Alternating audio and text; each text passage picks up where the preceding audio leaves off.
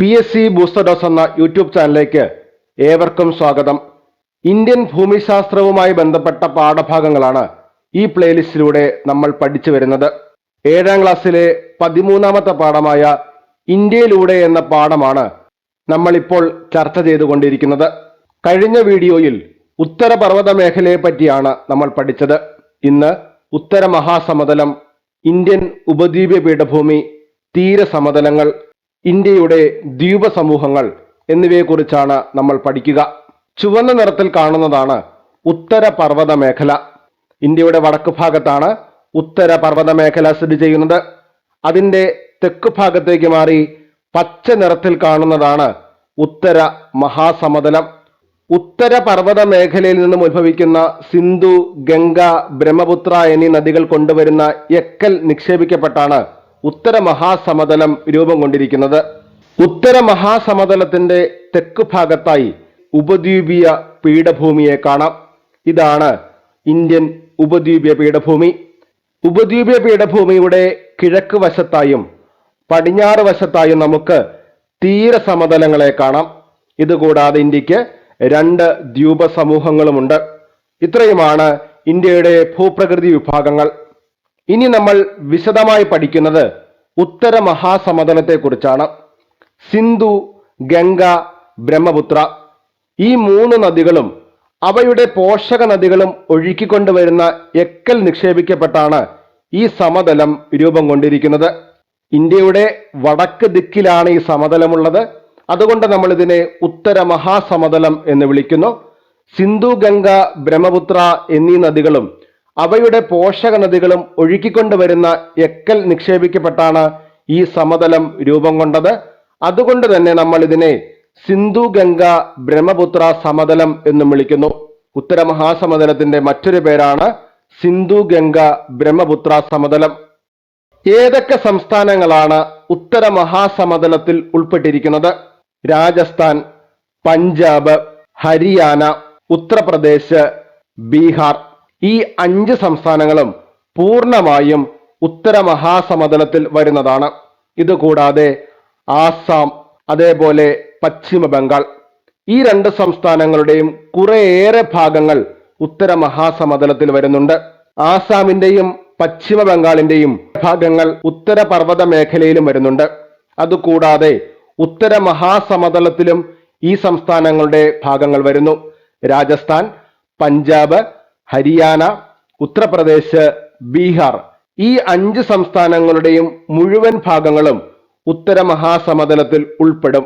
എന്നാൽ ആസാം, പശ്ചിമ ബംഗാൾ എന്നീ സംസ്ഥാനങ്ങളുടെ കുറേയേറെ ഭാഗം മാത്രമേ ഉത്തര മഹാസമതലത്തിൽ വരുന്നുള്ളൂ. ഇത്രയുമാണ് ഉത്തര മഹാസമതലത്തിൽ ഉൾപ്പെട്ട ഇന്ത്യൻ സംസ്ഥാനങ്ങൾ. ഇന്ത്യയിൽ വിവിധ തരം ഭൂപ്രകൃതികളുണ്ട്. ഉത്തരപർവ്വത മേഖല, ഉത്തര മഹാസമതലം, ഉപദ്വീപ പീഠഭൂമി, തീരപ്രദേശങ്ങൾ, ദ്വീപ സമൂഹങ്ങൾ. ഇവയെല്ലാം പരിഗണിക്കുമ്പോൾ ഇന്ത്യൻ സമ്പദ് വ്യവസ്ഥയുടെ നട്ടെല്ല് എന്ന് വിശേഷിപ്പിക്കുന്നത് ഉത്തര മഹാസമതലത്തെയാണ്. അതിന് എന്താണ് കാരണം?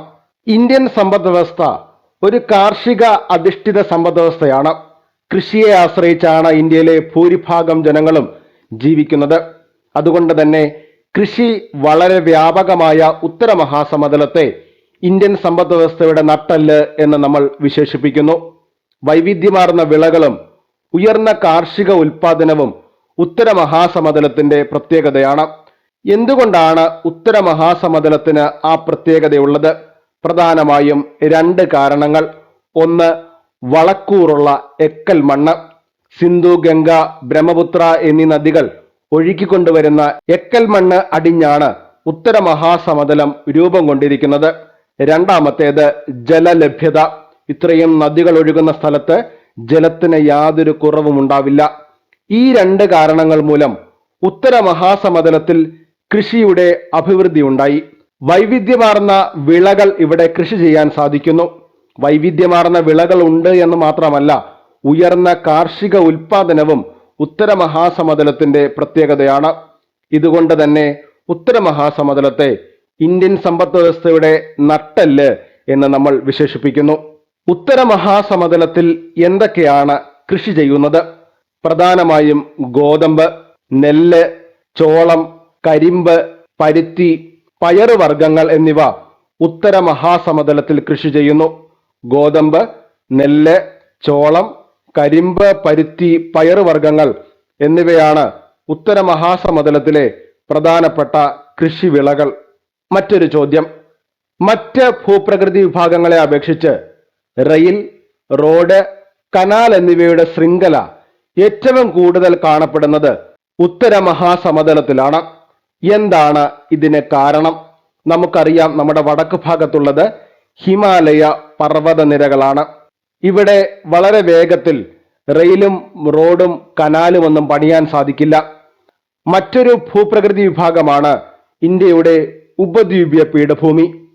പീഠഭൂമിയിലും റെയില്, റോഡ്, കനാല് എന്നിവ പണിയുന്നത് സമതലത്തേക്കാൾ കുറച്ചുകൂടി ബുദ്ധിമുട്ടേറിയ ഒരു പ്രോസസ്സാണ്.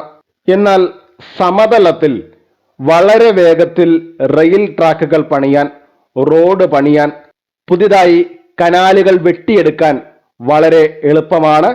അതുകൊണ്ടാണ് ഉത്തര മഹാസമതലത്തിൽ റെയില്, റോഡ്, കനാല് എന്നിവയുടെ ശൃംഖല തന്നെ മറ്റ് ഭൂപ്രകൃതി വിഭാഗങ്ങളെക്കാൾ കൂടുതലായി കാണപ്പെടുന്നത്. ഇന്ത്യയിൽ ഏറ്റവും അധികം ജനസംഖ്യയുള്ള പ്രദേശമാണ് ഉത്തര മഹാസമതലം. അതിന് പ്രധാനമായും ഒന്ന് രണ്ട് കാരണങ്ങളുണ്ട്. ഒന്നാമത്തേത് ജലത്തിന്റെ ലഭ്യതയാണ്. സിന്ധു, ഗംഗ, ബ്രഹ്മപുത്ര ഈ മൂന്ന് വലിയ നദികൾ, അവയുടെ പോഷക നദികൾ ഇത്രയും ഈ ഭാഗത്തുകൂടി ഒഴുകുന്നു. ജലത്തിന് യാതൊരു കുറവുമില്ല. ഹിമാലയൻ നദികളായതുകൊണ്ട് തന്നെ ഇവ മഴയെ ആശ്രയിച്ചല്ല നിലനിൽക്കുന്നത്. മഞ്ഞുരുകിയാണ് ഈ നദികളിൽ ജലമെത്തുന്നത്.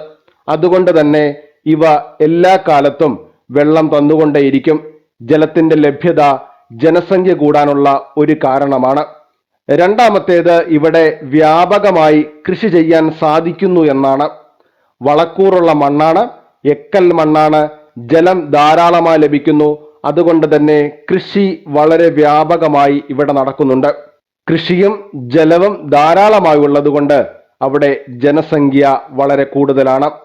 ഇതുകൂടാതെ സമതലമായതുകൊണ്ട് തന്നെ ഗതാഗത മാർഗങ്ങൾ നിർമ്മിക്കുവാനും വളരെ എളുപ്പമാണ്. ഈ മൂന്ന് കാരണങ്ങൾ കൊണ്ടാണ് ഇന്ത്യയിൽ ഏറ്റവും അധികം ജനസംഖ്യയുള്ള പ്രദേശമായി ഉത്തര മഹാസമതലം മാറുന്നത്. ജലത്തിന്റെ ലഭ്യത, കൃഷി, ഗതാഗത സൗകര്യങ്ങൾ ഏറ്റവും കൂടുതലുള്ള ഇന്ത്യയുടെ ഭൂപ്രകൃതിയാണ് ഉത്തര മഹാസമതലം. അതുകൊണ്ട് തന്നെ ഇന്ത്യയിൽ ഏറ്റവും അധികം ജനസംഖ്യയുള്ള പ്രദേശവും ഉത്തര മഹാസമതലമാണ്. കണക്കുകൾ പ്രകാരം ആകെ ഇന്ത്യയിലെ ജനസംഖ്യയുടെ 50% താമസിക്കുന്നത് ഉത്തര മഹാസമതലത്തിലാണ്. നമ്മുടെ ആകെ ജനസംഖ്യയുടെ 50% ഈ ഉത്തര മഹാസമതലം എന്ന ഭൂപ്രകൃതിയിലാണ് താമസിക്കുന്നത്. ഉത്തര മഹാസമതലത്തിന്റെ പടിഞ്ഞാറ് ഭാഗത്ത് വളരെ കുറച്ച് മഴ മാത്രമേ ലഭിക്കുന്നുള്ളൂ. ഇത്തരത്തിൽ നൂറ്റാണ്ടുകളായി മഴ വളരെ കുറവ് ലഭിക്കുന്നത് കൊണ്ട് ഈ പ്രദേശം ഒരു മരുഭൂമിയായി തീർന്നു. ഇന്ത്യയുടെ വടക്ക് പടിഞ്ഞാറ് ഭാഗത്ത് സ്ഥിതി ചെയ്യുന്ന സംസ്ഥാനമാണ് രാജസ്ഥാൻ. ഈ രാജസ്ഥാൻ എന്ന സംസ്ഥാനത്തിന്റെ കൂടുതൽ ഭാഗവും മരുഭൂമിയാണ്. രാജസ്ഥാൻ എന്ന സംസ്ഥാനത്തിന്റെ ഭൂരിഭാഗം പ്രദേശങ്ങളും ഉൾക്കൊള്ളുന്ന ഉഷ്ണ മരുഭൂമിയുടെ പേരാണ് താർ മരുഭൂമി. താർ മരുഭൂമിയുടെ മറ്റൊരു പേരാണ് മരുസ്ഥലി. താർ മരുഭൂമിയുടെ മറ്റൊരു പേര് മരുസ്ഥലി എന്നാണ്. താർ മരുഭൂമി എന്നറിയപ്പെടുന്ന പ്രദേശത്ത് മഴ വളരെ കുറവാണ്. മഴ കുറവാണ് എന്ന് പറയുമ്പോൾ തന്നെ നമുക്ക് മനസ്സിലാക്കാം ജലത്തിന്റെ ലഭ്യത വളരെ ബുദ്ധിമുട്ടേറിയതാണ്. അതുകൊണ്ട് തന്നെ ഇവിടെ കൃഷിയും വളരെ കുറവാണ്. ജലവും കൃഷിയും മഴയും കുറവായതുകൊണ്ട് തന്നെ ജനവാസവും വളരെ കുറവാണ് താർ മരുഭൂമിയിൽ. എന്താണ് താർ മരുഭൂമിയിലെ സ്വാഭാവിക സസ്യജാലങ്ങൾ? ഒന്നാമത്തേത്, എല്ലാ മരുഭൂമിയിലും കാണുന്ന മുൾച്ചെടികൾ താർ മരുഭൂമിയിലുണ്ട്. രണ്ടാമത്തേത്, കുറ്റിക്കാടുകളാണ്. മുൾച്ചെടികളും കുറ്റിക്കാടുകളുമാണ് താർ മരുഭൂമിയിലെ സ്വാഭാവിക സസ്യജാലങ്ങൾ. താർ മരുഭൂമിയിലെ ഭൂപ്രകൃതിയുടെ പ്രത്യേകതകൾ എന്തൊക്കെയാണ്? ഒന്ന്, വിശാലമായ മണൽ പരപ്പുകൾ. രണ്ടാമത്തേത്, മണൽ കുന്നുകൾ. വിശാലമായ മണൽ പരപ്പുകളും മണൽ കുന്നുകളും കാണപ്പെടുന്ന ഇന്ത്യയുടെ ഭൂപ്രദേശമാണ് താർ മരുഭൂമി. കേരളത്തിൽ ഒന്നോ രണ്ടോ ദിവസം ലഭിക്കുന്ന അത്രയും മഴയാണ് രാജസ്ഥാനിൽ ഒരു വർഷം ആകെ ലഭിക്കുന്നത്. നമ്മുടെ കേരളത്തിൽ ഒന്നോ രണ്ടോ ദിവസം മാത്രം പെയ്യുന്ന മഴയാണ് രാജസ്ഥാനിൽ ഒരു വർഷം കൊണ്ട് ആകെ ലഭിക്കുന്നത്. ഇതുമൂലം ഈ പ്രദേശത്തെ ജനങ്ങൾ കുടിവെള്ളത്തിനായി ബുദ്ധിമുട്ടുന്നുണ്ട്. എന്താണ് രാജസ്ഥാനിലെ പ്രധാനപ്പെട്ട കൃഷിവിളകൾ? രാജസ്ഥാനിൽ പ്രധാനമായും കൃഷി ചെയ്യുന്നത് ജോവറും ബജ്റയുമാണ്. ജോവർ, ബജ്റ എന്നിവയാണ് രാജസ്ഥാനിലെ പ്രധാനപ്പെട്ട കൃഷിവിളകൾ. അയൽ സംസ്ഥാനങ്ങളിൽ ഗോതമ്പ്, ചോളം എന്നിവ വ്യാപകമായി കൃഷി ചെയ്യുമ്പോൾ ജോവർ, ബജ്റ എന്നീ വിളകളാണ് രാജസ്ഥാനിൽ പ്രധാനമായും കൃഷി ചെയ്യുന്നത്. എന്താണ് ഇതിന്റെ കാരണം? ജോവർ, ബജ്റ എന്നീ വിളകളുടെ വളർച്ചയ്ക്ക് വെള്ളം വളരെ കുറഞ്ഞ അളവിൽ മതി. ഇതുകൊണ്ടാണ് രാജസ്ഥാനിലെ പ്രധാന വിളകളായി ജോവറും ബജ്റയും മാറുന്നത്. ഗോതമ്പ്, ചോളം, നെല്ല് എന്നിവയുടെ വളർച്ചയ്ക്ക് ജലം വളരെ ആവശ്യമാണ്. രാജസ്ഥാനിൽ അത് കിട്ടാനില്ല. അതുകൊണ്ടാണ് ജലം വളരെ കുറഞ്ഞ നിരക്കിൽ മാത്രം ആവശ്യമായ ജോവറും ബജ്റയും രാജസ്ഥാനിലെ പ്രധാനപ്പെട്ട കൃഷി ഇനങ്ങളായി മാറുന്നത്. ഇത്രയുമാണ് ഉത്തര മഹാസമതലത്തെക്കുറിച്ച് ഈ പാഠഭാഗത്ത് തന്നിരിക്കുന്നത്. ഇനിയും ഉത്തര മഹാസമതലത്തിൽ നിന്നും തെക്ക് ഭാഗത്തേക്ക് നമ്മൾ പോവുകയാണ്. ഉത്തര മഹാസമതലത്തിന്റെയും ഇന്ത്യയുടെ തീരസമതലങ്ങളുടെയും ഇടയിലായി സ്ഥിതി ചെയ്യുന്ന പ്രദേശമാണ് ഉപദ്വീപീയ പീഠഭൂമി. ഉപദ്വീപീയ പീഠഭൂമിയുടെ അതിരുകളാണ് പറഞ്ഞത്. വടക്ക് ഭാഗത്തായി സ്ഥിതി ചെയ്യുന്നു ഉത്തര മഹാസമതലം. കിഴക്ക് ഭാഗത്തും പടിഞ്ഞാറ് ഭാഗത്തും തെക്ക് ഭാഗത്തുമായി സ്ഥിതി ചെയ്യുന്നു ഇന്ത്യയുടെ തീരസമതലം.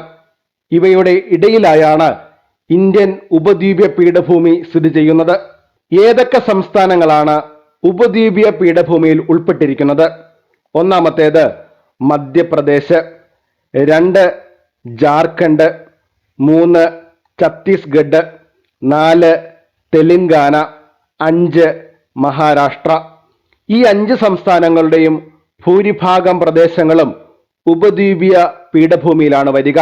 ഇതുകൂടാതെ കർണാടകം, തമിഴ്നാട്, ആന്ധ്രാപ്രദേശ്, ഒഡീഷ, പശ്ചിമ ബംഗാൾ ഈ സംസ്ഥാനങ്ങളുടെ കുറേയേറെ ഭാഗങ്ങളും ചേർന്നതാണ് ഇന്ത്യയുടെ ഉപദ്വീപീയ പീഠഭൂമി. മധ്യപ്രദേശ്, ജാർഖണ്ഡ്, ഛത്തീസ്ഗഡ്, തെലങ്കാന, മഹാരാഷ്ട്ര ഈ സംസ്ഥാനങ്ങളുടെ ഭൂരിഭാഗം പ്രദേശങ്ങളും ഉപദ്വീപീയ പീഠഭൂമിയിൽ വരുന്നു. ഇതുകൂടാതെ കർണാടകം, തമിഴ്നാട്, ആന്ധ്രാപ്രദേശ്, ഒഡീഷ, പശ്ചിമ ബംഗാൾ ഈ സംസ്ഥാനങ്ങളുടെ കുറേയേറെ പ്രദേശങ്ങളും ഇന്ത്യൻ ഉപദ്വീപീയ പീഠഭൂമിയിൽ ഉൾപ്പെടുന്നുണ്ട്. പശ്ചിമ ബംഗാൾ എന്ന സംസ്ഥാനത്തെ ശ്രദ്ധിക്കുക. ഉത്തരപർവ്വത മേഖല പഠിച്ചപ്പോൾ പശ്ചിമ ബംഗാൾ അവിടെ വന്നു. ഉത്തര മഹാസമതലം പഠിച്ചപ്പോഴും പശ്ചിമ ബംഗാൾ അവിടെ വന്നു. ഇപ്പോൾ ഇന്ത്യൻ ഉപദ്വീപീയ പീഠഭൂമി പഠിക്കുമ്പോഴും പശ്ചിമ ബംഗാൾ വരുന്നുണ്ട്. തീരസമതലം പഠിക്കുമ്പോഴും പശ്ചിമ ബംഗാൾ വരും. ഇന്ത്യയുടെ 4 ഭൂപ്രകൃതി വിഭാഗങ്ങളും നമുക്ക് കാണാൻ കഴിയുന്ന സംസ്ഥാനമാണ് പശ്ചിമ ബംഗാൾ. ഇന്ത്യൻ ഉപദ്വീപീയ പീഠഭൂമി എന്ന് പറയുന്നത് പ്രധാനമായും 3 പീഠഭൂമികൾ ചേർന്നതാണ്. ഡെക്കാൻ പ്ലേറ്റോ, മാൽവ പ്ലേറ്റോ, ചോട്ടാ നാഗ്പൂർ പ്ലേറ്റോ. ഡെക്കാൻ പീഠഭൂമി, മാൽവ പീഠഭൂമി, ചോട്ടാ നാഗ്പൂർ പീഠഭൂമി. ഇതിൽ ഏറ്റവും പ്രധാനപ്പെട്ടത് അല്ലെങ്കിൽ ഏറ്റവും കൂടുതലുള്ളത് ഡെക്കാൻ പീഠഭൂമിയാണ്. ഉപദ്വീപീയ പീഠഭൂമിയുടെ പ്രധാനപ്പെട്ട ഭാഗമാണ് ഡെക്കാൻ പീഠഭൂമി. ഇതിന്റെ ആകൃതി നിങ്ങൾ ശ്രദ്ധിക്കുക. ത്രികോണ ആകൃതിയിലാണ് ഡെക്കാൻ പീഠഭൂമി അല്ലെങ്കിൽ ഇന്ത്യയുടെ ഉപദ്വീപീയ പീഠഭൂമി സ്ഥിതി ചെയ്യുന്നത്. മുൻവർഷ ചോദ്യമാണ്. ഇന്ത്യൻ ഉപദ്വീപീയ പീഠഭൂമിയുടെ ഷേപ്പ് ചോദിച്ചാലും ഡെക്കാൻ പീഠഭൂമിയുടെ ഷേപ്പ് ചോദിച്ചാലും ഉത്തരം ത്രികോണ ആകൃതി എന്നാണ്. ഇന്ത്യയുടെ ഏറ്റവും പഴക്കമേറിയ ഭൂപ്രകൃതി വിഭാഗം ഏതാണ് എന്ന് ചോദിച്ചാൽ അതിന്റെ ഉത്തരവും ഉപദ്വീപീയ പീഠഭൂമി എന്നാണ്. പണ്ടെന്നോ ഒഴുകിപ്പരന്ന ലാവ തണുത്തുറഞ്ഞാണ് ഈ പീഠഭൂമിയുടെ മിക്ക ഭാഗങ്ങളും രൂപം കൊണ്ടിരിക്കുന്നത്. ഇന്ത്യയുടെ ഏറ്റവും പഴക്കമേറിയ ഭൂപ്രകൃതി വിഭാഗം അത് ഉത്തരപർവ്വത മേഖലയല്ല, ഉത്തര മഹാസമതലമല്ല, തീരപ്രദേശങ്ങളല്ല, ദ്വീപുകളല്ല. അത് ഇന്ത്യയുടെ ഉപദ്വീപീയ പീഠഭൂമിയാണ്.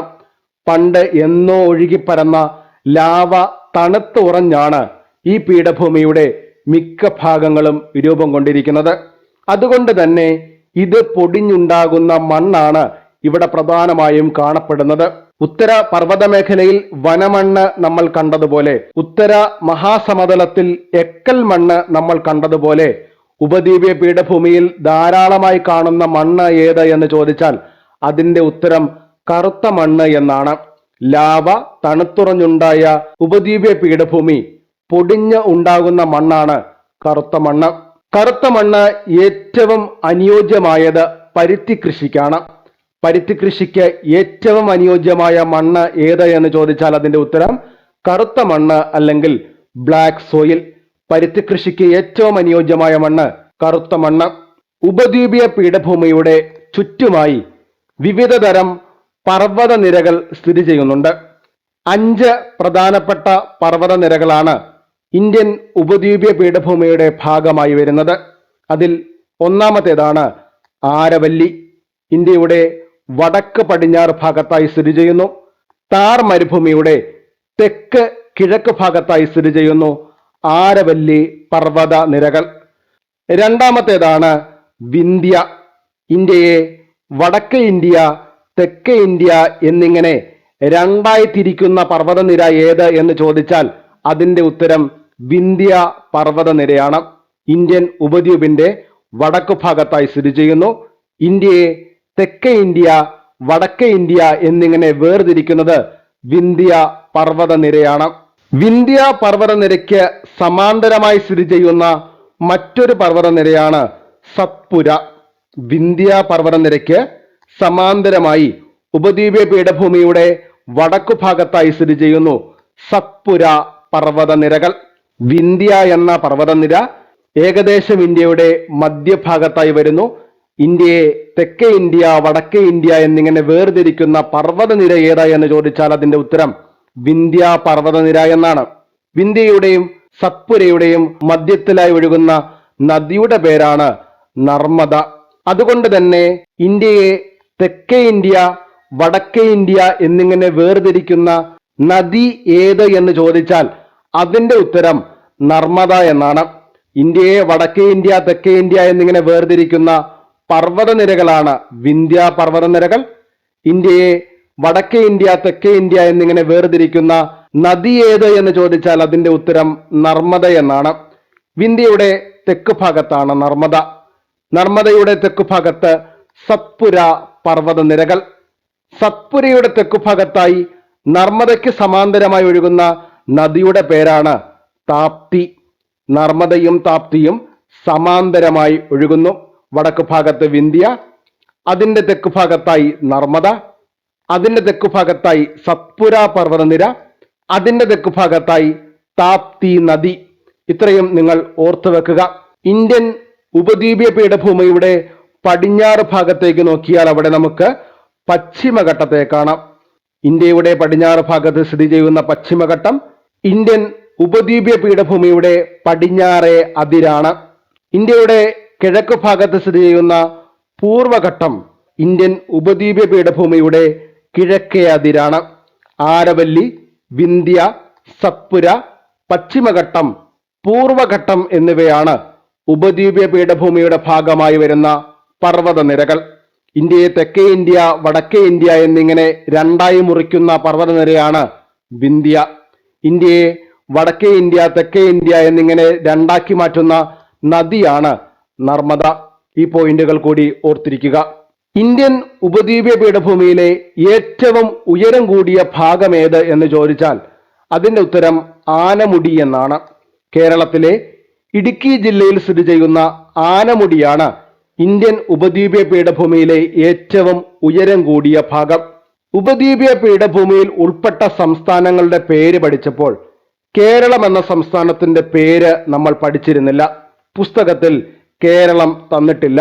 എന്നാൽ ഇന്ത്യൻ ഉപദ്വീപീയ പീഠഭൂമിയിലെ ഏറ്റവും ഉയരം കൂടിയ ഭാഗം ഏതാണ് എന്ന ചോദ്യത്തിന് പുസ്തകത്തിൽ തന്നിരിക്കുന്നത് ഇടുക്കി ജില്ലയിലെ ആനമുടി എന്നാണ്. ഇന്ത്യൻ ഉപദ്വീപീയ പീഠഭൂമിയിലെ ഏറ്റവും ഉയരം കൂടിയ ഭാഗമാണ് ഇടുക്കി ജില്ലയിലെ ആനമുടി. എന്തൊക്കെയാണ് ഉപദ്വീപീയ പീഠഭൂമിയിലെ പ്രധാനപ്പെട്ട കാർഷിക വിളകൾ? ഒന്നാമത്തേത് പരുത്തി. കറുത്ത മണ്ണ് ധാരാളമായി കാണപ്പെടുന്ന ഉപദ്വീപീയ പീഠഭൂമിയിൽ ഏറ്റവും പ്രധാനമായിട്ടും കൃഷി ചെയ്യുന്നത് പരുത്തിയാണ്. രണ്ടാമത്തേത് പയർ വർഗ്ഗങ്ങൾ. 3 നിലക്കടല. 4 കരിമ്പ്. 5 ചോളം. 6 റാഗി. 7 മുളക്. പരുത്തി, പയറുവർഗ്ഗങ്ങൾ, നിലക്കടല, കരിമ്പ്, ചോളം, റാഗി, മുളക് എന്നിവയാണ് ഉപദ്വീപീയ പീഠഭൂമിയിലെ പ്രധാനപ്പെട്ട കാർഷിക വിളകൾ. ലാവ തണുത്തുറഞ്ഞ മണ്ണാണ് ഉപദ്വീപീയ പീഠഭൂമിയിൽ നമുക്ക് കാണാൻ സാധിക്കുക. അതുകൊണ്ട് തന്നെ കൃഷിയേക്കാൾ ഇവിടെ പ്രാധാന്യം ധാതു അധിഷ്ഠിത വ്യവസായങ്ങൾക്കാണ്. എന്താണ് ഉപദ്വീപീയ പീഠഭൂമിയിലെ പ്രധാനപ്പെട്ട തൊഴിൽ മേഖലകൾ? 1 ധാതു അധിഷ്ഠിത വ്യവസായങ്ങൾ. രണ്ടാമത്തേത് ഖനനം.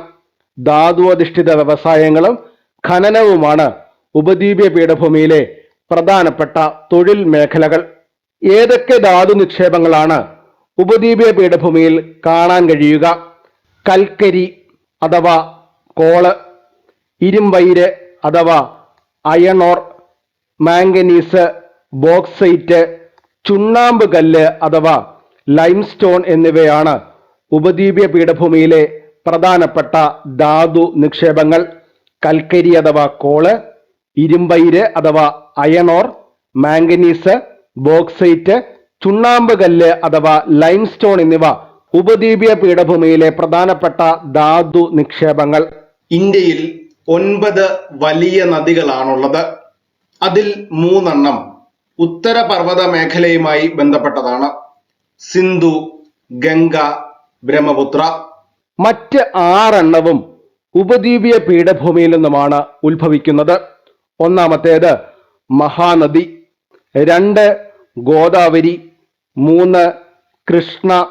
4 കാവേരി.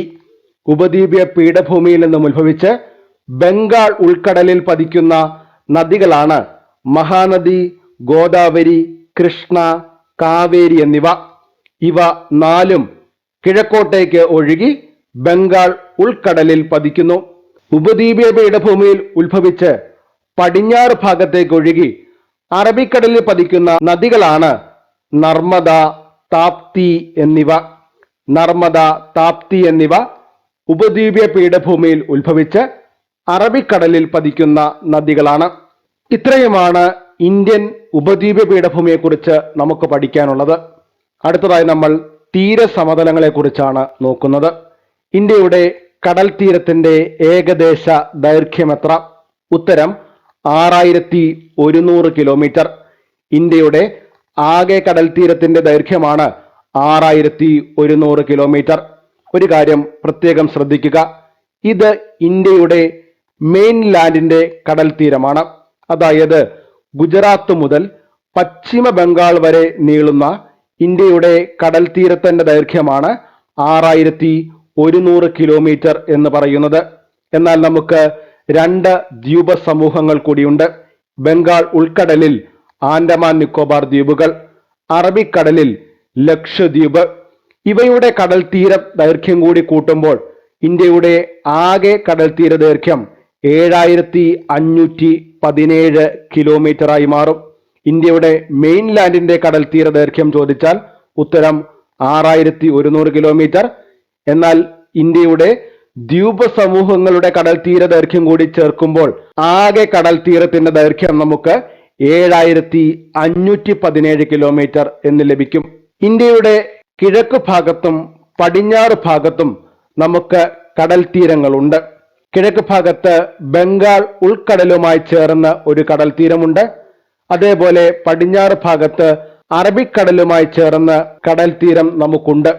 ഇതിൽ പടിഞ്ഞാറൻ സമതലത്തിന്റെ വീതി കിഴക്കൻ തീരത്തെ അപേക്ഷിച്ച് കുറവാണ്. കിഴക്ക് ഭാഗത്താണ് വീതി കൂടുതലായി കാണുന്നത്. കിഴക്കൻ ഭാഗത്തെ കടൽ തീരത്തിന് വീതി കൂടുതലും പടിഞ്ഞാറ് ഭാഗത്തെ കടൽ തീരത്തിന് വീതി കുറവുമാണ്. ഇത് ഒരു സ്റ്റേറ്റ്മെന്റ് മോഡൽ ചോദ്യത്തിൽ ഉൾപ്പെടുത്താൻ നല്ല സാധ്യതയുള്ള പോയിന്റാണ്.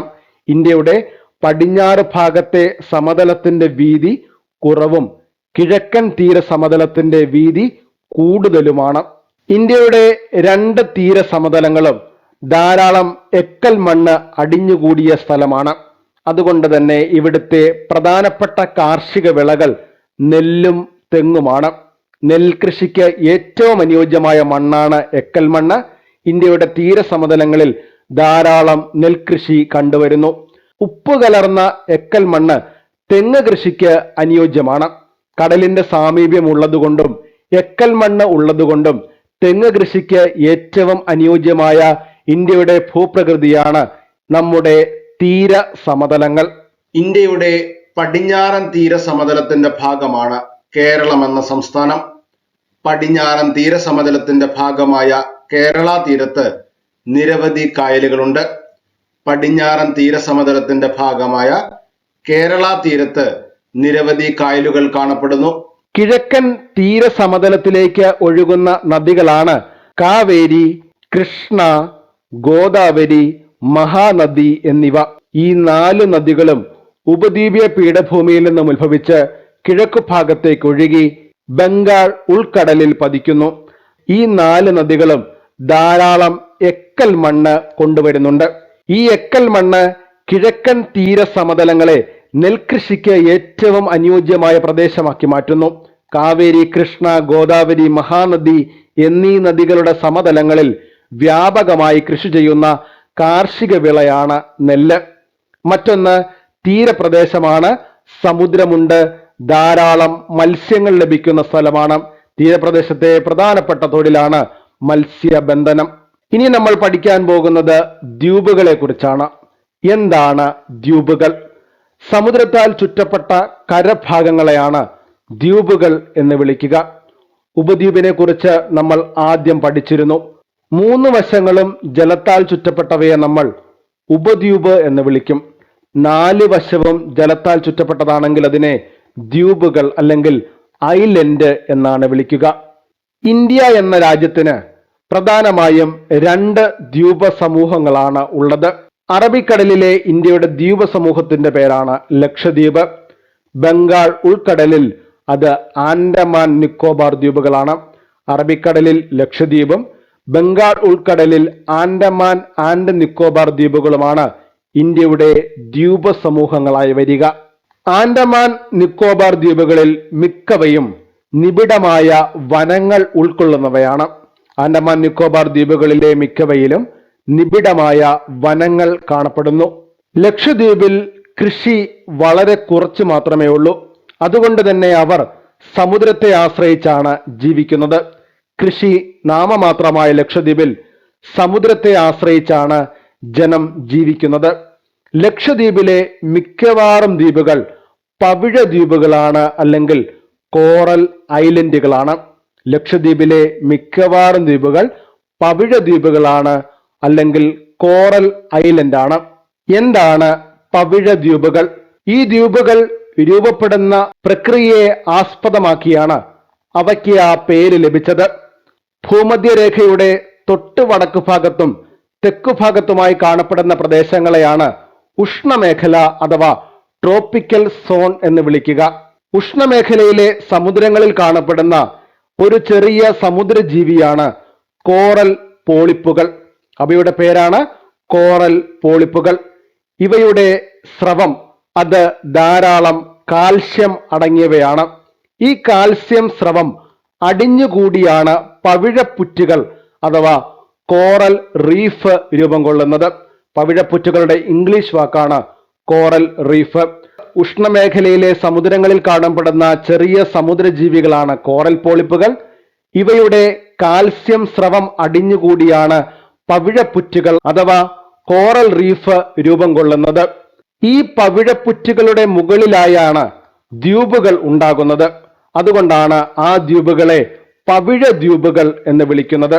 കോറൽ പോളിപ്പിന്റെ കാൽസ്യം സ്രവം അടിഞ്ഞുകൂടി പവിഴപ്പുറ്റുകൾ രൂപം കൊള്ളുന്നു. ഈ പവിഴപ്പുറ്റുകളുടെ മുകളിലായി ദ്വീപുകൾ രൂപം കൊള്ളുന്നു. അതുകൊണ്ടാണ് ഇവയെ പവിഴ ദ്വീപുകൾ അഥവാ കോറൽ ഐലൻഡ് എന്ന് വിളിക്കുന്നത്. ലക്ഷദ്വീപിലെ ഭൂരിഭാഗം ദ്വീപുകളും ഇത്തരത്തിൽ രൂപം കൊണ്ടവയാണ്. എന്നാൽ ആൻഡമാൻ നിക്കോബാറിൽ വരുമ്പോൾ അവിടെ ചില ദ്വീപുകൾ മാത്രമാണ് ഇത്തരത്തിൽ രൂപം കൊണ്ടിട്ടുള്ളത്. ഇത്തരത്തിൽ പവിഴപ്പുറ്റുകളുടെ മുകളിൽ ദ്വീപുകൾ ഉണ്ടായതുകൊണ്ട് എന്താണ് പ്രത്യേകത? ശക്തമായ തിരമാലകൾ ഉണ്ടാകുമ്പോൾ പോലും പവിഴപ്പുറ്റുകൾ ദ്വീപുകളെ സംരക്ഷിക്കുന്നു. വലിയ ശക്തമായ ഒരു അടിത്തറ കൊടുത്തിരിക്കുന്നത് പോലെയാണ് പവിഴപ്പുറ്റുകൾ നിൽക്കുന്നത്. പവിഴപ്പുറ്റുകളുടെ മുകളിലാണ് ഈ ദ്വീപുകൾ ഉണ്ടായിരിക്കുന്നത്. അതുകൊണ്ട് ശക്തമായ തിരമാലകൾ അടിക്കുമ്പോൾ പോലും ഈ ദ്വീപുകൾക്ക് അങ്ങനെ കാര്യമായ കേടുപാടുകൾ സംഭവിക്കുന്നില്ല. പവിഴപ്പുറ്റുകൾ ദ്വീപുകളെ സംരക്ഷിക്കുന്നു. ഇന്ത്യൻ ഭൂപ്രകൃതിയെക്കുറിച്ച് ഈ പാഠഭാഗത്ത് ഇത്രയുമാണ് പഠിക്കാനുള്ളത്.